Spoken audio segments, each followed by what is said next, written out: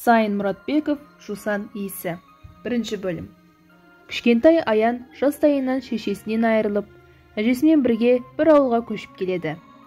Оны алғаш рет ауыл балалары ойнап жүргенде байқайды. Балалар Аянмен тез достасып, олардың арасындағы екінші атаман атанады. Ол ақкөңіл, ақылды, әрі мейірімді бала болатын. Өз ешкімге тиіспейтін, момын болғанымен, бір күні Есікбай есімді ауыл баласы оған тиісіп, олардың арасында төбелес орын алады. Ал соңында Аян Есікбайды жеңеді. Туындының басты кейіпкері мектепте де өзінің зеректілігін келген күннен бастап көрсетеді. Ол ең бірінші хат танып, балаларға күші келгенше көмектескен. Бірде Аян өрісте мал қайырып жүрген тобығы тайып, одан кейін аяғы тайғыш болып қалады. Екінші бөлімі. Бұл бөлімде Аянның әжесінен айырылғаны, оның ауыл балаларына күнде кешкісін айтатын ертегілері баяндалады. Әжесі қайтыс болғаннан кейін оны Бапай атты туысы асырап алады. Бірақ Бапай әйелмен бірге оған дұрыс күтім жасамайды. Әжесі өмірден кетсе де, баланың қамықпауы бәрін таңғалдырады. Балалар күнде оның ертегісін тыңдауды әдет қылған. Ауа райы суық болса да, Аянның ертегісін тыңдау үшін жиналатын. Аян күн сайын жаңа ертегі ойлап тауып, күннің батқанын күтіп, бәріне айтып беретін. Оның ертегісінің қызық болған соншалық, ертегіні тыңдап отырған балалар өздерін ертегінің кейіпкер ретінде елестететін болған. Сонымен қатар, олар ержүрек жауынгерлер туралы ертегі тыңдап отырғанда, соғыстағы аға әкелерін естеріне түсіріп, оларды тауып алып бірге соғысуды армандайды. Үшінші бөлім. Аянның мінезі өте қызық еді. Бірде ол тұйық мінезді, ал бірде оны мүлде танымай қаласың. Ол көп ойындарға қызығып, араласа бермеуші еді. Бірақ осы кеште ол бәрін таңғалдырады. Оның шанасына қанат біткендей болады.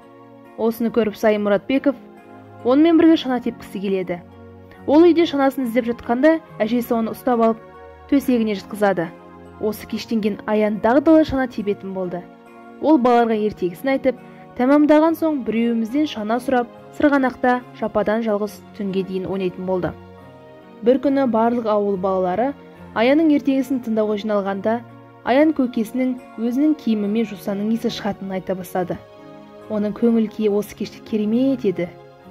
Онан соң балалар Аянға шана беру кімнің кезегі жөнінде келігеді. Аян осы түні ерекше қызық. Бір көзді дәу туралы ертегісін бастайды. Барлық балалардың үрейлері ұшады. Сөйтіп отырғанда шөптің арғы жағынан өрт шығады. Балалардың барлығы қора үстіне секіріп қаша жөнеледі. Ең соңында тайғыш аяғының кесірінен Аян қалып қояды. Қора үстіне секіріп жатқанда аяғын ауыртып алады. Осы кезде ауыл бригадирі Тұржан келіп, Аянды соққыға жығады.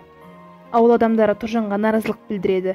Осыдан кейін Аян аяғынан тұра алмай төсек тартып жатып қалады. Біраз уақыттан кейін Аян жазыла бастайды. Бірақ ол енді бұрынғыдай мүлде ойнамайтын болды. Төртінші бөлім. Бөлімнің басында әжесі қайтыс болып, Бапайдың қолына түскен Аянға оның досы келеді. Аян қуанып өз ертегісін бастайды. Оның ертегілер үнемі баяғыда бір жетім бала болып деп басталушы еді. Бапай да, оның әжесі де олардың әңгімесіне құлақ салмайтын.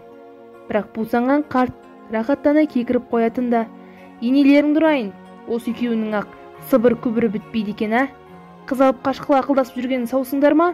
Деп әзілдейді. Бір күні балалар екіге бөлініп қара тысып ойнамақ болады. Бұл ойынға Аян да қатысқысы келген.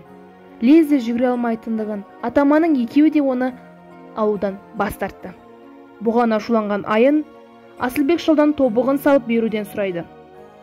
Асылбек шал баланың өтінішін орындайды. Бірақ амал не? Аян мұнан кейін де тобығын тайдырып алады. Бұл көктем кезі еді. Сонда Аян өгіз айдап өгізден домалап түскен кезде тобығы тағы да тайды. Ал повест соңында оған көкесінің соғыстан енді оралмайтындығы жайында қаралы хат келіп, Аян балалар үйіне жіберіледі. Ол халықпен қоштасып, мен әлі бәріңе де хат жазып тұрамын деп ант беріп кетеді.